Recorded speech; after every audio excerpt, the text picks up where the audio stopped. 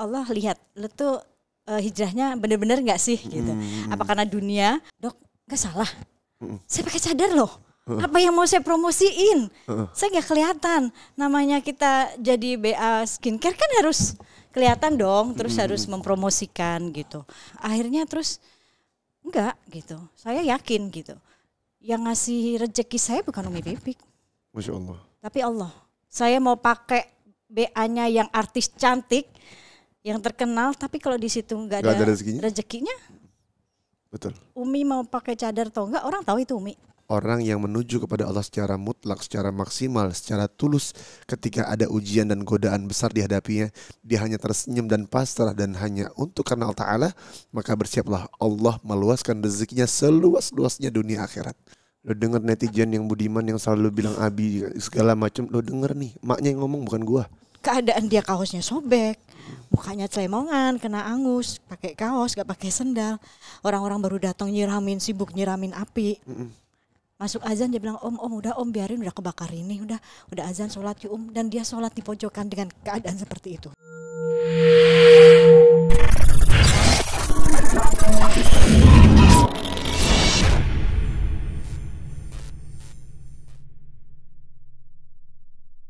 Ukuran fisikly ya. Maksudnya gini. Banyak hikmahnya loh. Ya enggak, maksudnya gini, bukan hanya diukur ya karena kamu cantik aja makanya kamu tutupi. Salah. Apa karena dong? ada orang yang maaf kalau misalkan dia dikasih wajah yang maksudnya udah nenek-nenek aja. Masih cadar? Pakai cadar. Bapak Nur? Ya, maksudnya gini. Kita nggak lihat fisik saat dia pakai cadar, tetapi setan saat kita keluar walaupun mungkin fisik nggak cantik, buat setan kan bisa menghiasi dia tampak kelihatan laki-laki tuh dia kelihatan cantik banget. Itu setan bisa kan? Bisa jadi bukan banget. ukuran fisik sebenarnya. Tahu gak kenapa cadar? Hikmahnya apa? Kemarin COVID 2 tahun. Betul banget, betul. Kemarin COVID 2 tahun orang sibuk pakai masker. Wanita bercadar sudah tidak perlu masker lagi. Betul. Kecuali masker bengkoang mereka masih butuh. Lucu Ya kan? sekali Anda. Dan terus kemudian kenapa? Hikmah juga untuk bercadar apa? Ingat, pintu kesalahan seorang wanita terletak di mana? Di lisannya. Betul. Jadi wanita kenapa bercadar? Maka itu hikmahnya apa? Kita sering-sering jaga lisan kita. Iya. Ya kan? Betul banget. Nah, yang laki-laki di mata, maka tolong jaga pandanganmu, jangan melihat wanita yang tidak bercadar. Mentang-mentang yang tidak bercadar lebih bagus, lucu. Dia ada perempuan bercadar, kita matanya melengos kepada yang tidak bercadar, enggak gitu juga. Jaga pandanganmu. Ya kan? Jadi bukan berarti dia ekstremis, enggak dong. Justru karena mencintai sunnah akan sunnah Nabi Muhammad SAW. Sayyidatuna Aisyah, Sayyidah Fatimah kan begitu. Dan ada yang mengatakan bahwa cadar itu karena budaya Arab, coba bisa dijelasin. Weh, budaya Arab sebelum Rasulullah SAW diutus ke dunia ke muka bumi ini. Semua ya. Weh, tari perut, woi. Iya betul. Tari perut, justru ketika Rasulullah SAW diutus untuk benerin itu semua. Jadi bukan budaya Arab. Jadi budaya Arab itu aslinya Quraisy itu mereka tari-tarian, kemudian barbar lah. Bahkan dibilang zaman jahiliyah. Betul. Gitu. Jadi bukan orang yang bercadar itu ekstremis, enggak dong. Coba pola pikir kita diubah. Begitu. Ini promotor nulis apaan? Coba. Enggak ya? Gitu. Jadi emang tolong diubah pola pikirnya. Yang salah itu bukan mereka yang nggak pakai cadar, mereka yang pakai cadar, mereka yang nggak pakai hijab. Yang salah itu adalah kita yang berpikir negatif. Ini kayaknya jadi podcastnya Uma ya. Ya nggak sih? Ya nggak sih, Mai? Jadi gue yang ngebacot ya. Gak apa-apa lah. Mai, lanjutlah. Tadi apa godaannya? Oh iya. Jadi ujiannya itu satu, orang banyak yang ninggalin nih. Jamaah langsung bubar. Jadwal tuh ya betul. Jadwal yang harusnya udah tersusun rapi kosong tiba-tiba. Kenapa gak ngabarin gue? Gue belum kenal lu. Udah deh, ya, udah ya. Halu. Orang dia belum pakai cara ke rumahnya main-main. Iya benar. Ya kan yang saat itu kan. Iya lagi hektik ya. Terus benar-benar yang apa namanya semua jadwal di cancel. Karena menganggap wah ini alirannya apa nih, jangan-jangan begini, jangan-jangan, dan dikaitkan saat itu kan lagi musimnya teroris, dikaitkan orang bercadar. Jadi akhirnya tahu, gue pernah loh Vi, saat gue ceramah pakai cadar, Itu gue dikepung sama Banser. Mosok. Iya, itu di satu kota, gue gak mau nyebutin kotanya. Gue Jadi, tahu kok itu. jadi dianggap gue itu yang memprovokasi orang-orang agar pakai cadar. Dianggap aliran gue bukan yang beda lah gitu. Terus aku bilang, "Hai Pak, saya masih pakai kunut." Ajib. Udah gitu aja. Selesai. Saya masih kunut, saya masih tahlilan. Oke? Saya jawab gitu aja. Orang tuh kenapa sih? Saya jawab gitu doang. Saya masih tahlilan, saya masih pakai kunut ya. Saya masih maulid gitu. Jadi tahu ya gitu. Saya pakai cadar karena saya malu sama Allah. Udah itu doang. Saya nggak pernah ngajak orang pakai cadar, enggak bilang gitu. Saya nggak pernah mengkampanyekan cadar. Di setiap saya ceramah, kalau Bapak nggak percaya, Bapak duduk anteng dengerin sampai saya selesai. Iya. Akhirnya mereka bubar. Udah kelar gitu dong. Kelar gitu aja. Ya karena itu awal-awal. Dan terus ditinggalin jamaah pada cancel jadwal. Oke, terus TV yang harusnya masuk Ramadan sudah ada kontrak sama TV untuk kultum Ramadan, cancel.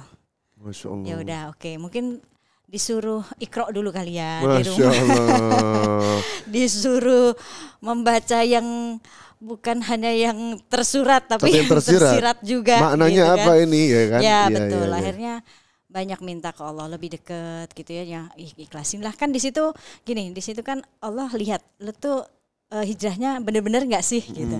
Apa karena dunia, apa karena pengen supaya nggak dikenal aja, Betul. ya kan?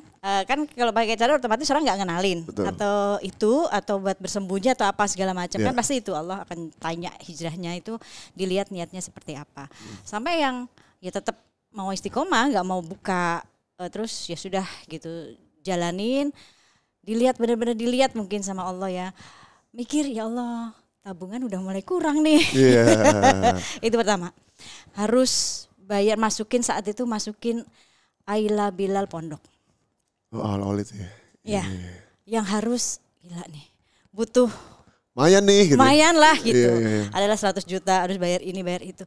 Ya Allah duit dari mana gitu. Itu udah mulai apa ya gitu. Iya, iya, Harus iya. ngapain ya gitu. Itu udah ngobrol aja sama Allah, ya Allah gini banget sih gitu Iya, iya. kan. Gitu. Kapan nih hadiahnya ada gitu. Udah jalanin gitu. Lama-lama pertama kali Allah kasih hadiah yang buat gue ini mustahil banget gitu ya. Contoh. Ada dokter skincare. Boleh saya masuk gak? Saya boleh ikutan. Dokter dari Bandung, dokter aku sebutin namanya dokter Umi Amiza, perempuan. Oh, Masya Allah. Dia punya pabrik skincare itu, terus dia datang, Umi, saya mau kerja sama Umi untuk skincare. Umi jadi brand ambasadornya dan nama skincarenya boleh pakai nama Umi. Oh, Masya Allah. Jadi waktu itu bikinkan Umi Pipik Ya. Skincare. Itu yang diem.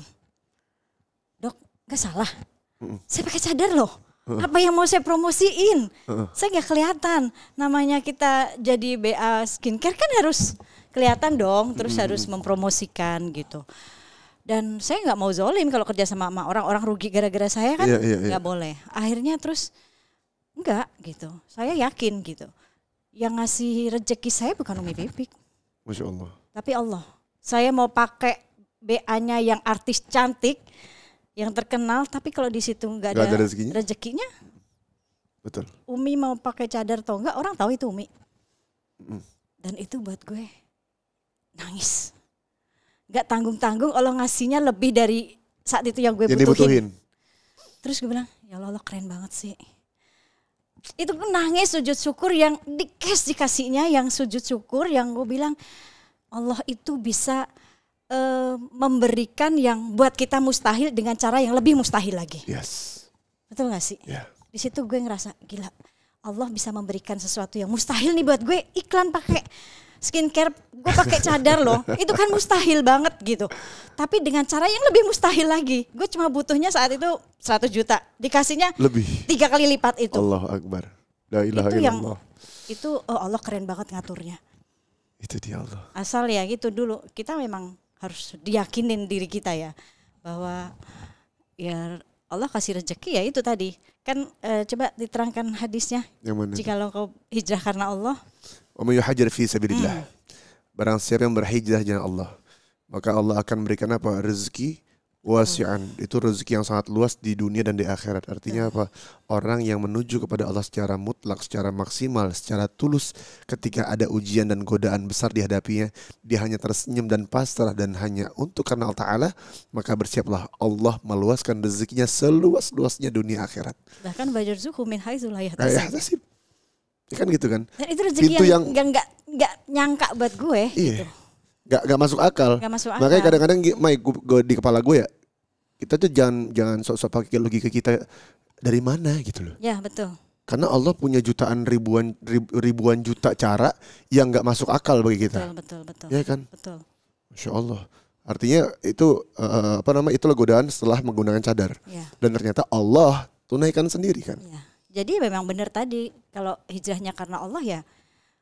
Bukan karena makhluk, bukan karena yang lain, pasti Allah akan kasih rezeki di arah yang kita nggak sangka-sangka. Mana menyangka gue bakalan jadi, maksudnya ada yang datang skincare dengan gue masih tetap harus tidak membuka cadar saya, harus tetap pakai cadar gitu loh. Betul.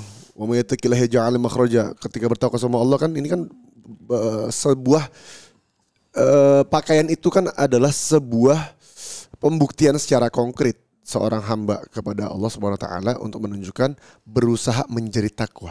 Ya.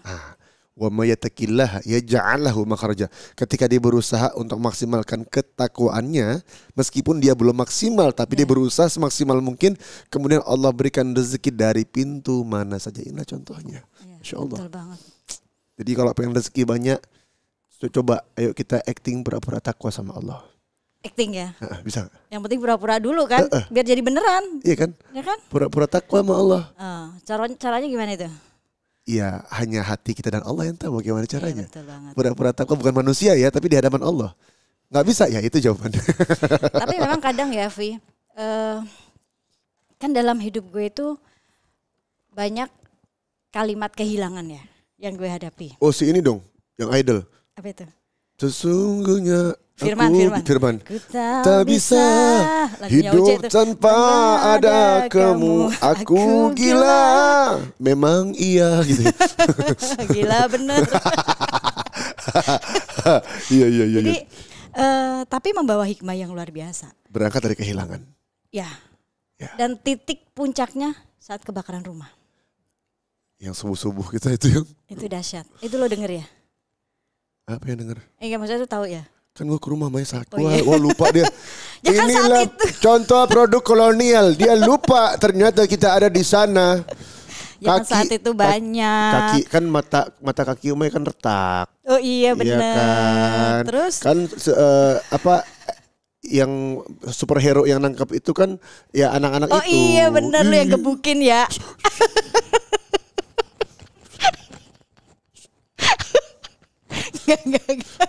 Gue tuh panik kemarin tuh Boy. Kan mau nikah sama dia tuh. Ada video tapi itu. Kan aku yang bikin dia ngaku. Iya. Itu yang lebih hebat. Itu yang lebih hebat. Kita keluar, nggak mempan yang doi masuk, janjiin rumah ya.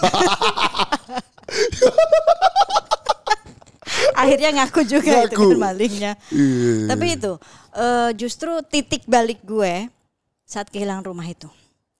Oh. Saat kebakaran ya. Itu kalau mau nginget lagi, flashback lagi tuh, itu gila sih. Gue ngerasa kayak udah di neraka gitu.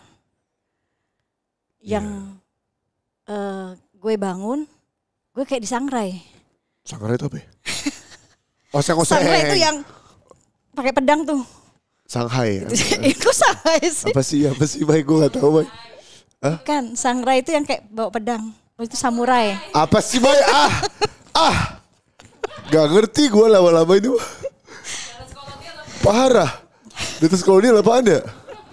Belanda udah maksimal tuh kolonial. Jadi terus bangun panas, kamar panas. Kan padahal AC nyala tuh. AC nyala. AC kan nyonyot kan tuh. Iya. Meleleh kan? AC meleleh. Begitu bangun kok AC masih nyala saat itu kan. Tapi panas nggak dingin. Terus begitu ngeliat di sela-sela pintu kok ada asap masuk ya. Kalau ngerokok nggak mungkin asap rokok segitu banyaknya. Iya. Begitu gue buka, udah tengah kamarnya Abizar tuh udah api, udah bener-bener nggak bisa lewat mungkin situ. Akhirnya lihat jendela. Ya, udah teriak-teriak tuh anak-anak masih pada tidur tuh. Terus biasanya gue tidur sama Bilal kan. Nah saat itu Bilal tidurnya berdua sama Abizar. Terus gue teriak, bangun, bangun, bangun kebakaran. Abi denger saat itu, Umi teriak-teriak, bangun, dia buka kamar udah api, dia bingung kan. Dan udah gelap kan, akhirnya dia merembet-merembet gini. Gue tarik, udah ke kamar gitu. Karena saat itu kamar gue yang masih aman. Walaupun panas gitu, tapi belum masuk api. Cuma asap udah pada masuk semua. Gue buka balkon dari luar gitu kan, di teras dibuka, teriak-teriak. Dan itu api udah di bawah gitu. Di garasi udah ada api tuh? Udah. Terus di bawah yang biasa balkon, buat ngaji. Iya, saung. Biasa buat ngaji saung itu udah api tuh depannya itu. Terus semua udah tinggal Bilal doang.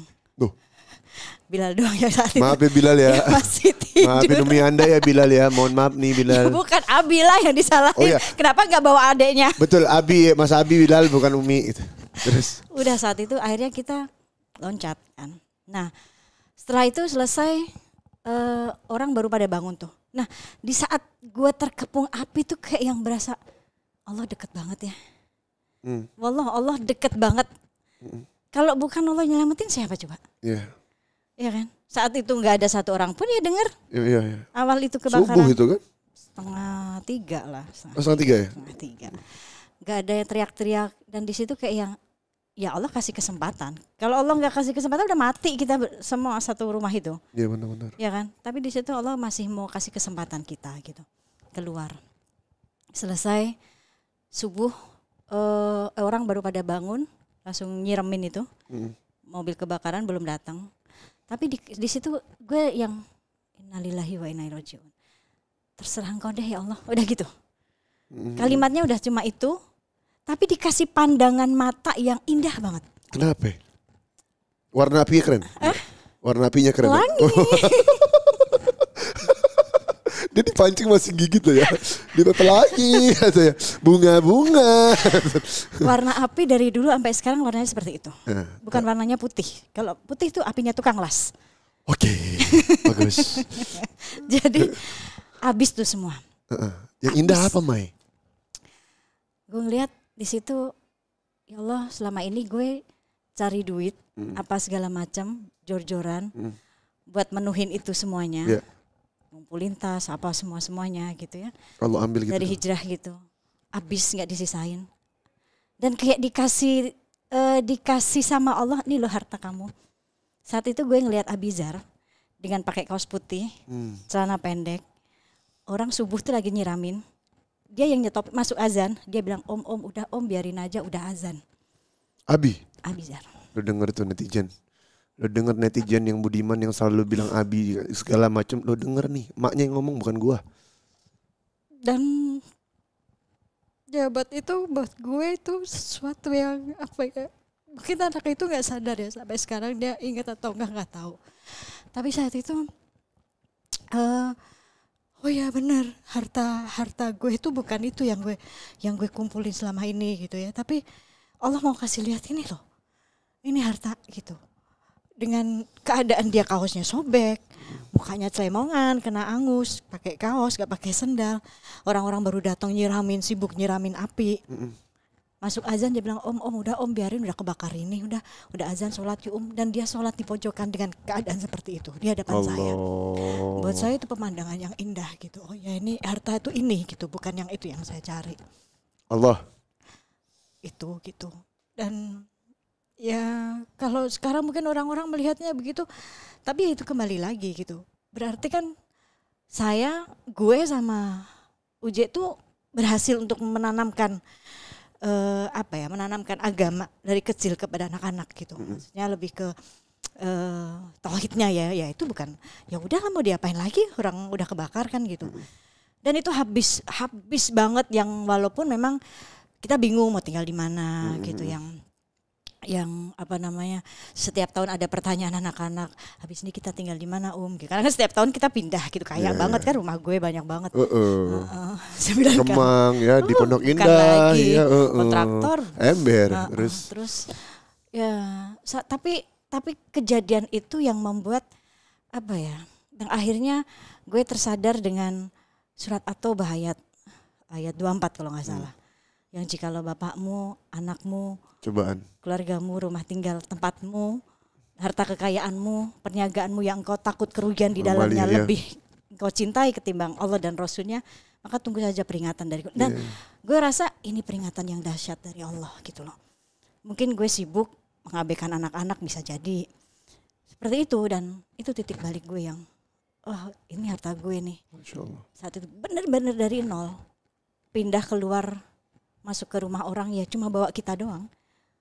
Baju yang selama ini gue salah hijrah, setiap hijrah gue ngumpulin baju penuh. Habis. Lemari gue sama lemari Uje saingan. Isinya saingan. Gedean punya Uje malah. Kan tahu sendiri kan saat gaul harus serba matching. Ya kan jamnya, celananya putih, jamnya harus putih betul, kan gitu. Betul, kacamatanya lagi. Bukan lagi. Itu habis semua gitu. Yang gak disisain satu pun sama Allah. Gue juga gitu. Namanya perempuan suka banget ngoleksi tas segala macam. Sisain kayak ya Allah satu biar bisa gue jual kan gitu. Bener-bener. Mayan ya? Mayan kan? Iya, bener-bener. Enggak, habis semuanya. Perhiasan dan semuanya bener-bener nol. Dan itu tuh kayak yang ya Allah tuh bisa gitu. Bisa ngambil apapun yang saat itu yang menjadi tadi yang lo bilang. Kita nih manusia atau kita hamba atau makhluk kan gitu.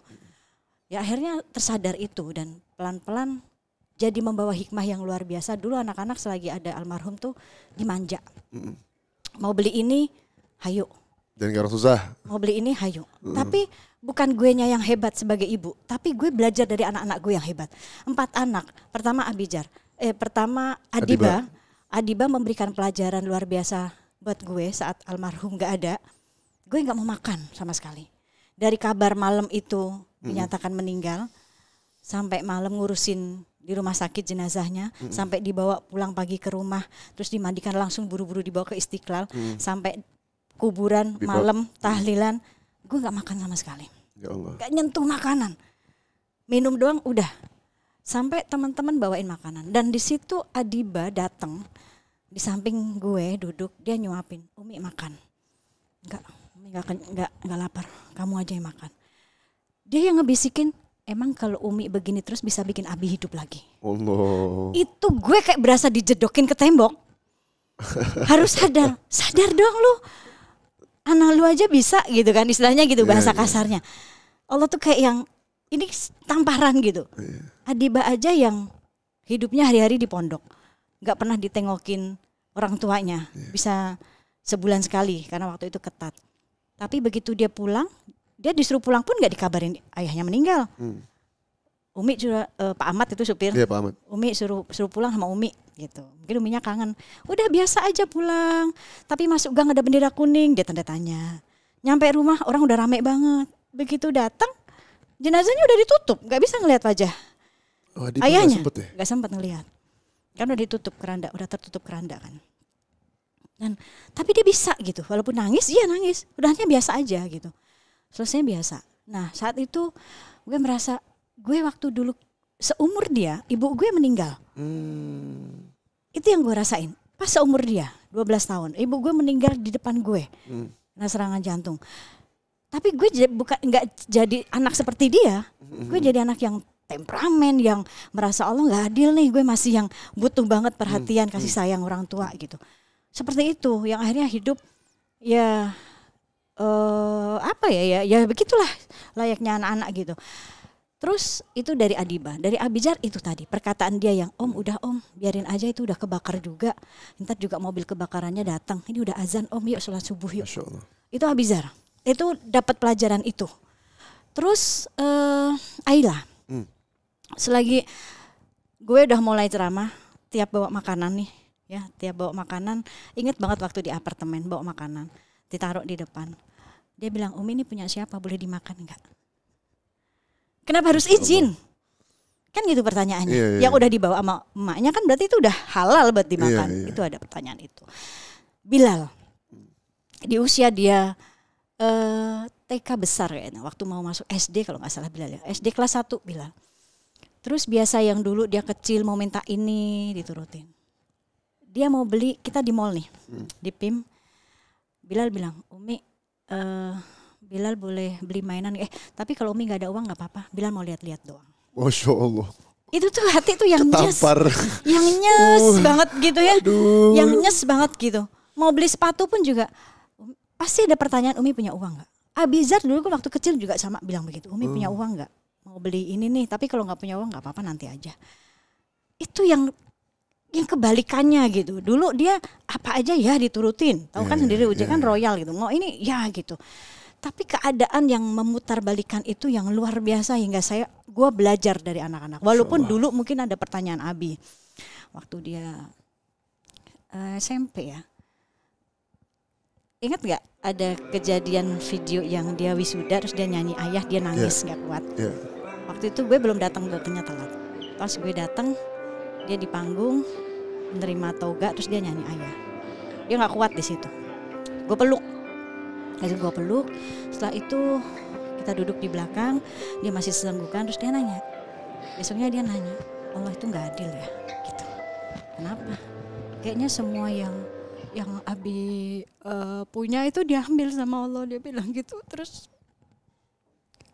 waktu itu gue cuma bisa ngejelasin, Allah tuh nggak sayang ya, kata dia gitu. Gue bilang justru itu wujud kasih sayangnya Allah.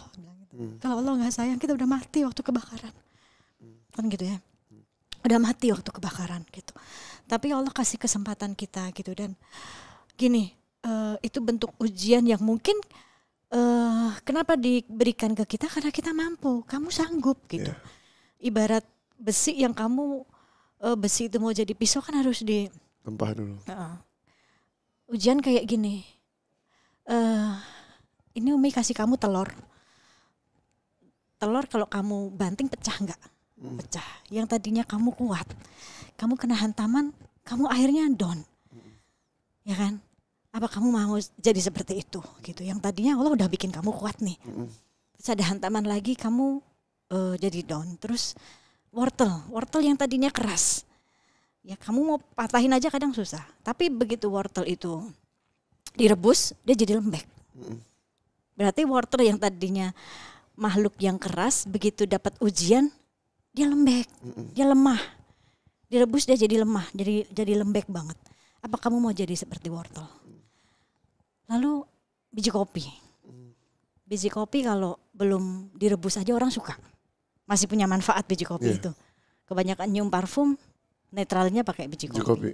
Tapi begitu mau diminum, prosesnya luar biasa biji kopi. Dihancurin, ya kan? Direbus, meluap-meluap, wangi. Orang yang gak suka kopi nyium aromanya aja senang. Kamu harus jadi biji kopi itu. Kamu harus jadi anak yang kuat saat itu. Langsung gue peluk dan dia diam. Jadi itu. Ya. Gila ya perjalanan kalian nih. Gue sih sebenarnya ada nggak pengen gue omongin tapi. Ngomongin dong. Aduh. Ngomongin sekarang. 2017. Abi pernah nelfon gue lewat Instagram. 2017 Abi pernah lewat Instagram. Om kata dia. Saat itu manggilnya Om ya. Ya, karena masih kecil kan dia. Yeah. Emang guanya jarang buka Instagram. Itu pertama kali ketemu tuh? Enggak dong. Oh enggak. Lama banget. Oh iya. Ini parah banget ini. Ini parah banget nih, maaf ya Allah Akbar. Terus Om dia nelfon berkali-kali. Gue nggak tahu kan. Kan handphone gue sering silent. Karena berapa hari kemudian gue buka. Gue chat ke Abi. Ternyata dia lagi mengalami sesuatu yang goyang banget. Yang butuh pegangan, butuh kekuatan. Akhirnya gue nyesel. Demi Allah gue nyesel gak sering-sering buka Instagram, gak jawab dari panggilan orang. Dan gue berdeklar gue gak akan pernah ninggalin Abi. Gue declare gue gak akan pernah ninggalin Abi. Dia butuh apa? Dia butuh teman sharing 24 jam bahkan 36 jam bahkan berapapun kapanpun itu gue siap untuk dia, karena gue gak mau membuat dia, meskipun dia berangkat ke keluarga Om Pipik adalah orang keluarga yang berangkat dari kehilangan, gue gak mau bikin dia kehilangan lagi. Gue akan jadi sosok seseorang yang bermanfaat untuk dia. Dari situ kayak, Dek maafin ya, gue pengen ngomong itu sebenarnya secara langsung ya, maafin ya, meskipun dia entah ingat apa enggak, tapi pengen bilang, Dek maafin dulu ya, aku janji gak akan ninggalin kamu. Aduh haru gue. Haru gue. Aduh. Alhamdulillah. Ya mudah-mudahan ya dia bisa menjadi orang yang bermanfaat untuk orang banyak. Amin, amin. Ya kan? Itu harapan gue sih secara pribadi buat Abi. Aduh, kenapa Sesuai ini jadi dengan haru? dirinya dia lah gitu. Iya, iya. Kan gue sebagai ibu juga gak mungkin ngajak-ngajak dia di tempat ceramah gue yang isinya emak-emak. Terus yang ngasih pelajaran anak SD. Kayak nyambung. Ya biarkan dia ngasih ilmunya di tempatnya dia sendiri. Betul. Kenapa ini jadi haru sekali? Mai, kembali ke cadar. Artinya setelah kebaikan-kebaikan Allah itu membuat seorang Umi Pipik Dian Irawati menjadi istiqomah dalam bercadar dan mengetahui bahwa banyaknya hadiah dari Allah yang tidak terduga, ya kan? Mai, untuk closing nih Mai, gue pengen nanya nih Mai. Apa pesan-pesan Umi Pipik Dian Irawati kepada mereka yang bukan mereka ya? Bukan pesan nih, tanggapan seorang Umi Pipik kepada seseorang yang pernah bercadar. Dia melepas cadarnya. Apa tanggapannya? Ya, gue sih nggak mau menjadikan perbandingan diri gue. Karena gue juga belum bener. Cadar gue aja nih kain yang nutupin gue yang kadang orang bilang kayak ninja. Kayak ninja lah, serem lah gitu. Ini aja belum ngejamin diri gue masuk surga gitu loh. Dan tapi gue merasa apa ya, maksudnya gue dikasih kenyamanan dengan begini dan gue kepengen saat Allah kasih Allah ciptakan kita dengan sempurna, gue kepengen pulang dengan sempurna dengan apa yang ada dalam diri gue gitu. Itu dan ya sampai sekarang sih udah mungkin 7 tahun 7 tahun ya gue pakai cadar. Ya keyakinan bahwa kita boleh kehilangan makhluk karena Allah, tapi jangan sampai kita kehilangan Allah karena gara-gara makhluk. Kita boleh kehilangan pekerjaan karena Allah, tapi jangan sampai gara-gara pekerjaan kita meninggalkan ketaatan kita kepada Allah. Kita kehilangan Allah karena pekerjaan. Betul, kehilangan Allah karena pekerjaan, karena pasti Allah akan gantikan, Allah akan kasih gitu. Mungkin kalau sekarang akhirnya kita nggak bisa istiqomah hanya gara-gara dunia, akhirnya Allah akan kasih kenikmatan itu di dunia. Tapi yang akhirnya membuat kita lalai, membuat kita akhirnya jadi yang ujub, sombong, ngerasa. Ya itu tadi yang gue bilang ada sifat keakuan dan pengen diaku yang akhirnya kita mengaku. Kan gitu. Nah, kan ada 4 golongan manusia ya, Fia. Yang pertama, manusia yang kaya di dunia, dia akan kaya di akhirat.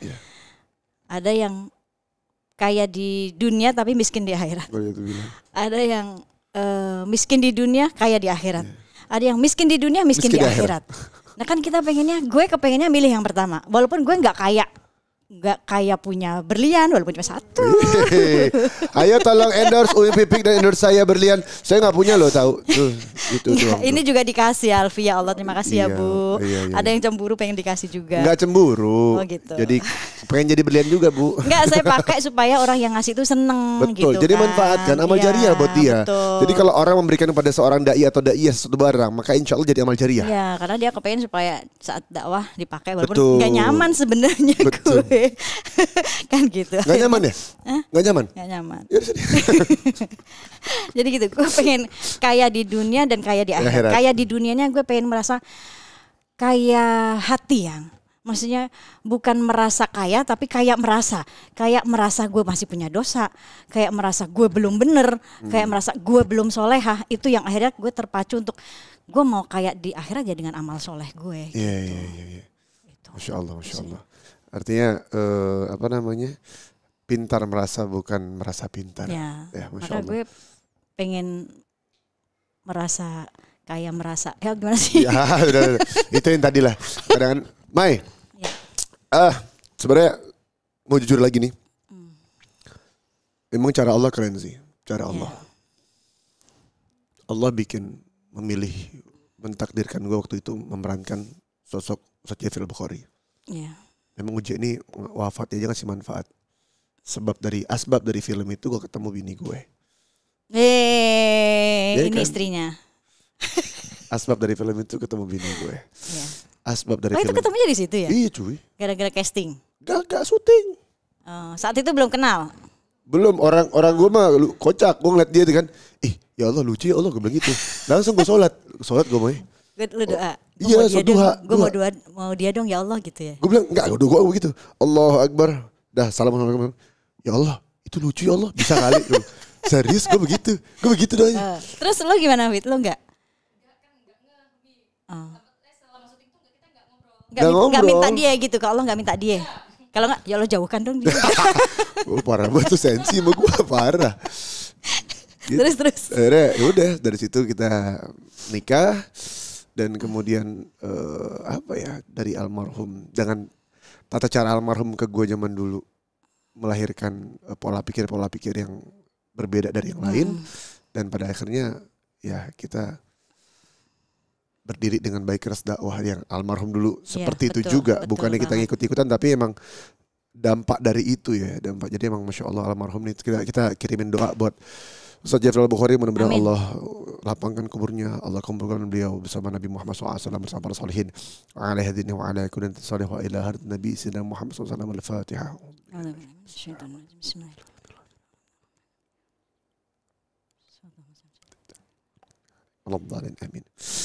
Masya Allah, Umi Pipik pesan buat mereka-mereka yang belum pakai hijab dan yang belum pakai cadar. Oh gitu. Oke. Apa? Ya gini, pesannya itu kan yang mau berhijab kalau sudah punya niat ya jangan dilama-lamain gitu, karena mati itu nggak buat yang tua aja, yang muda banyak yang mati. Betul. Ya kan? Bukan untuk yang sakit aja, yang sehat juga. Tapi saat kita punya niat baik, ya udah segerain gitu. Gak usah tanya dulu kenapa sih harus pakai jilbab. Tapi taat dulu baru kita akan dapat hikmahnya gitu. Itu sih. Kenapa sih harus pakai cadar? Ya taat dulu. Yeah. Bakalan dapat hikmahnya gitu. Kalau harus ada pertanyaan-pertanyaan gak akan pakai-pakai. Iya, gitu. karena nanya terus. Ya, nikmati aja prosesnya, jangan dilama-lamain gitu. Berarti niat baik jangan ditunda-tunda. Ya, segerakan. Apalagi nyari jodoh jangan ditunda-tunda. Ya kan?